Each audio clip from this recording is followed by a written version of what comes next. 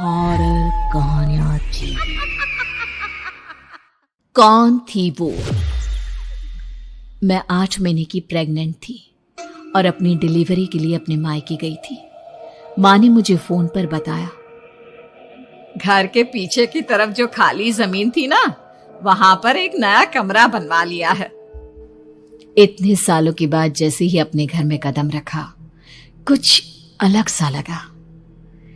माँ, ये घर के पीछे की तरफ नया कमरा बनवाने की क्या जरूरत थी? अरे बेटा, घर के पीछे दूर दूर तक खाली जमीन है। तेरे पापा को कई दिनों से लग रहा था कि यहाँ पर एक कमरा बनवा लेंगे तो ताजा हवा मिल जाया करेगी। अब तो ये सब छोड़ और चल जल्दी से दूध पी ले। माँ, मैं थोड़ी देर में पी लूंगी, आप सो जाओ। मैंने दूध का गिलास उठाकर उस खिड़की में रख दिया। पता नहीं कब आंख लग गई। अचानक से खिड़की के पल्लों के खड़कने की तेज आवाज आई। दूध का गिलास धड़ाम से जमीन पर आ गिरा। जमीन पर गिरते ही दूध का रंग लाल हो चुका था।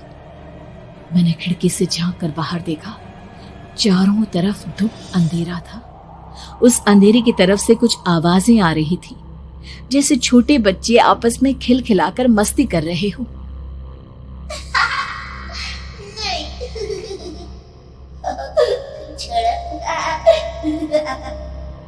इतनी रात को इतने घनघोर अंधेरे में बच्चों की आवाज कैसे आ रही है? घड़ी में वक्त देखा तो ठीक 12 बजे थे। देखकर मैं सन्न रह गई।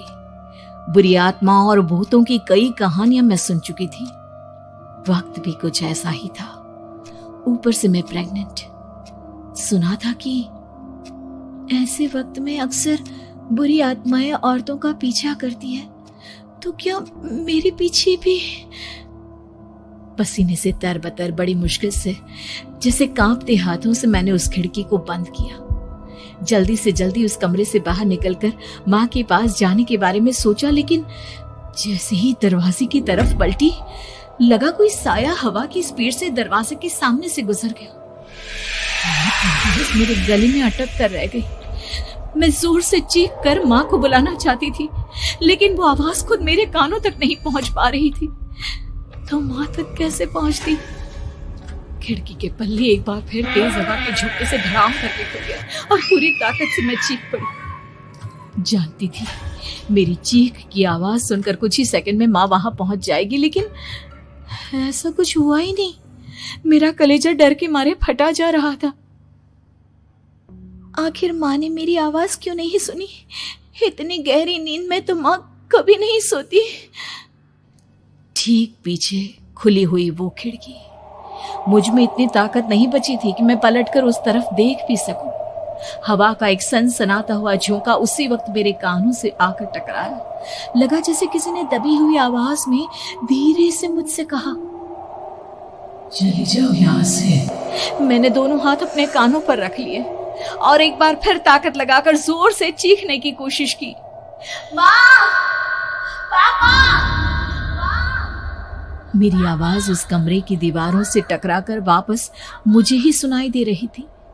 जितनी ताकत के साथ मैंने चीखने की कोशिश की थी, कुछ ही देर बाद उससे कहीं ज्यादा तेज और दर्दनाक चीख मुझे सुनाई देने लगी। ये आवाज ठीक मेरे पीछे खिड़की से आ रही थी। वो आवाज मेरे कानों में पिघलते हुए लोहे की तरह गिर रही थी। उन आवाजों में हैवानियत थी। वो आवाजें किसी इंसान की नहीं है, इतना मैं समझ चुकी थी। कांप रहे हाथों से मैंने अंधेरे में कुछ ढूंढने की कोशिश की। तभी अचानक मेरा हाथ बेड पर रखी टॉर्च पर पड़ा। किसी तरह ताकत लगाकर टॉर्च का बटन ऑन किया, लेकिन ये क्या? सामने दरवाजे पर 3 छोटी लड़कियां खड़ी हुई थी। उनके हाथ में स्टील के चमचमाते हुए चाकू थे। मैं घबराकर लड़खड़ाई और पीछे की तरफ हटी, लेकिन तब तक वो मेरे पास आ चुकी थी। उनकी गर्दन टेढ़ी थी और उनके हाथों के वो चाकू मेरे पेट को निशाना बनाने को तैयार। मैं जोर से चीखी, नहीं, छोड़ दो मेरे बच्चे को, मत मारो, मत मारो, छोड़ दो मेरे बच्चे को। सोनाली, क्या हुआ बेटा? तू इतनी डरी हुई क्यों है? उठ बेटा, क्या हुआ? हड़बड़ाकर मैंने अपनी आंखें खोली। देखा तो दिन निकल आया था। माँ मुझे जगा रही थी। मेरा चेहरा पूरा पसीने से लथपथ था। क्या हुआ बेटा, तुमने कोई बुरा सपना देखा क्या? मैं अभी तक अपने पूरे होश में नहीं थी। वो मेरे बच्चे को मार देगी माँ। वो लड़की मेरे बच्चे को। मैंने घबराकर अपने पेट को छुआ। सब कुछ ठीक था।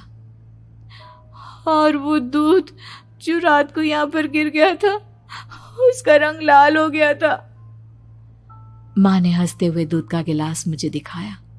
तुमने दूध पिया ही नहीं, पूरा का पूरा ऐसे ही रखा हुआ है। तुमसे कहा था ना सोनाली, सेहत के लिए लापरवाही ठीक नहीं बेटा।